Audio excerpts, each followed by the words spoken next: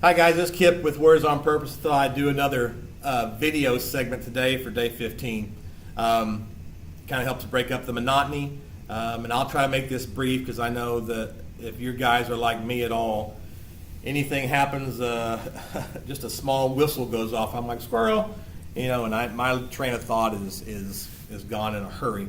So I'll try to make it brief, but I wanted to share with you some things about faith and ego and will that have kind of stuck me the last couple weeks. And when you're working a program and you're living life the way that life was intended to be lived, and you're fulfilling the purpose that you feel God has given you, and you begin to feel stronger and can go faster, and your life is falling into place, and the life of your dreams is happening before your eyes. We have to be careful because our pride can take over so quickly, and we become inflated, and our ego takes over. We become the know-it-all, and we end up taking the wheel back over from God and start to drive again when it really needs to be Him that's driving. And lately, I have been feeling that way for about the last 6 months. Everything just keeps getting better and better and better, and I feel stronger and stronger and stronger. And Cindy and I at home share a lot of things, and all of a sudden a couple months ago it began to get real argumentative with everything, and we would argue a lot, and I always thought it was her not listening to me. She was stubborn.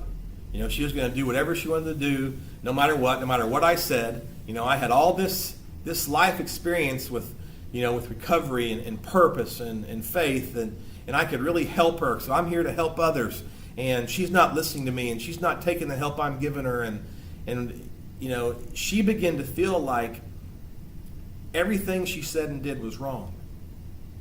And I never could see it until lately, and I thought everything she did and said was wrong too, and I was giving her the right answer as far as what she should do. Of course, because I didn't have fistfuls of faith anymore. I had fistfuls of Kip, and got completely lost in self and ego. And if you're in recovery, like me, that's a tricky, slippery slope to get on anyways, and it's kind of hard to even realize sometimes, when we're there. So I had to take a really hard look at me. And it happened one night. We were kind of arguing. The discussion turned into an argument.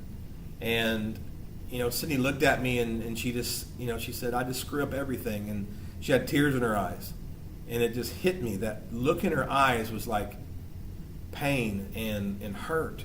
And I knew she didn't screw up anything. She's been wonderful and amazing. And, I went outside and I thought about it for a while, and I was like, you know what? You've been a jerk. Your intentions were okay.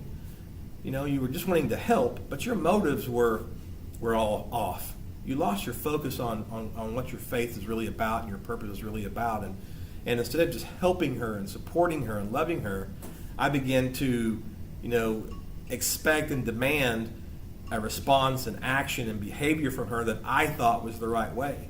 And she doesn't do it the way I do. She's not in recovery.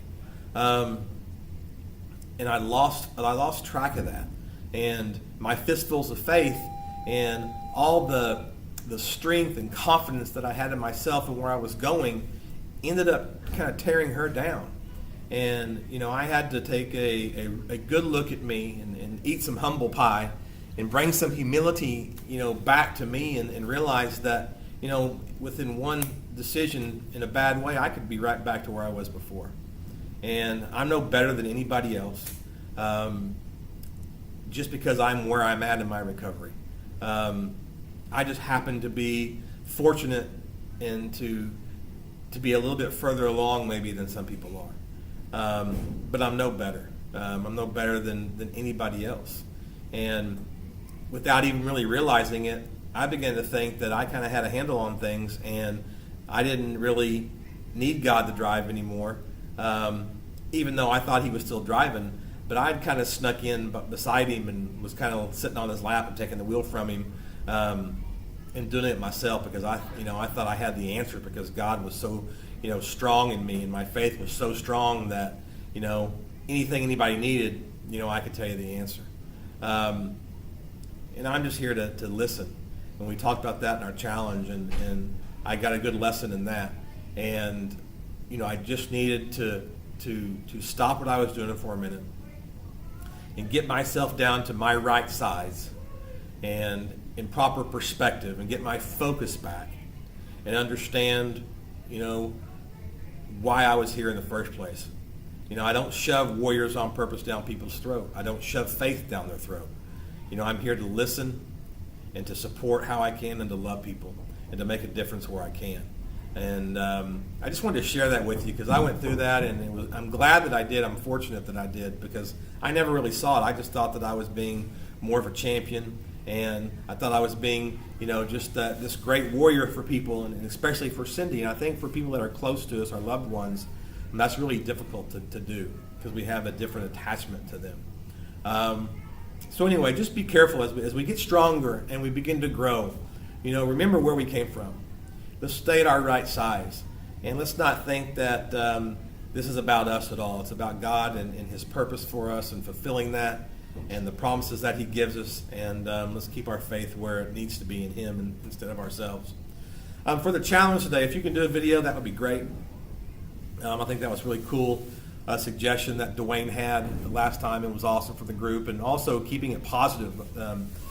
Sober Unicorn, Christina, she hit that right on the head with that, and so if we could share with the group maybe a time in our life or in recovery that ego and self-will really took over without us knowing, and even though our intentions might have been good, and we lost sight of what the true purpose was and became full of ourself and tried to impose, the way we thought things should be and our expectations on everything, and how that kind of damaged relationships or situations or opportunities.